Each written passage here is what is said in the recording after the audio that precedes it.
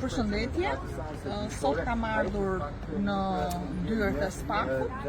Në fakt ashtu siç kam ardhur gati 80 herë të tjera, por sot kam ardhur me një qëllim kryesor, që do të jetë edhe kauza ime dhe e Partisë Demokratike pas 12 majit.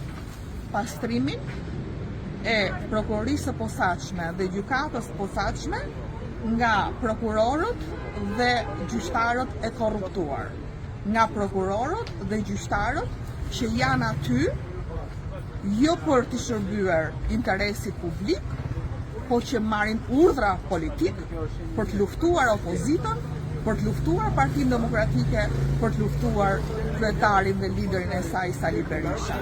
Ndaj i bëj thirrje Altin Dumanit dhe gjithë prokurorëve dhe gjyqtarëve të prokurorisë dhe gjykatës posaçme ta fillojnë vet pastrimin.